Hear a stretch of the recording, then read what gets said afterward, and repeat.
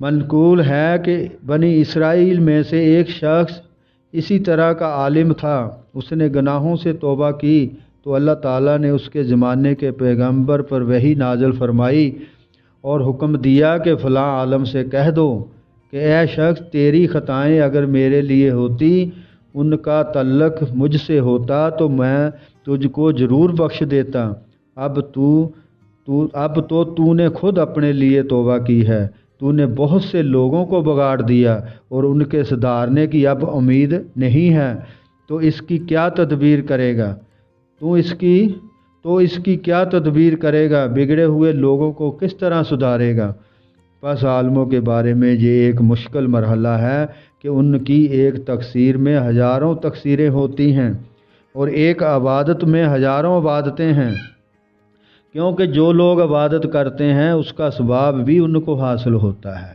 اس لیے خصوصاً عالم پر واجب ہے کہ معصیت میں مبتلا نہ ہو، اور اگر خدا نخواستہ کرتا بھی ہے تو چھپا کر کرے۔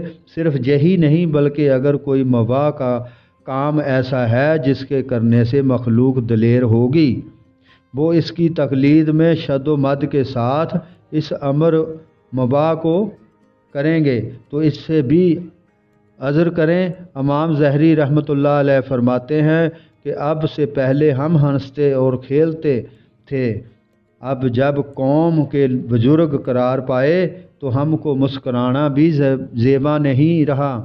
اگر کوئی شخص کسی عالم کی تقصیر اعلان ظاہر کرے گا تو بڑا گناہ گار ہوگا، اس کے سبب سے ہزاروں لوگ بے راہ ہو جائیں گے۔ پس لوگوں کے گناہ کا چھپانا واجب اور عالم کے گناہ کا چھپانا واجب تر ہے۔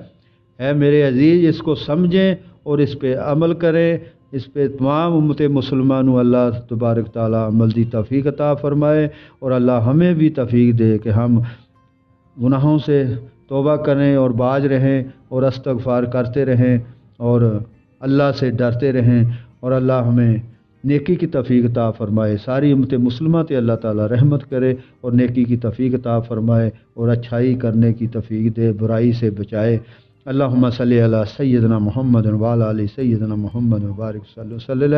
آج کا یہی اہتمام کرتے ہیں، کل اچھی توبہ کے شرائط اور اس کے علامات کے متعلق کچھ بیان کریں گے۔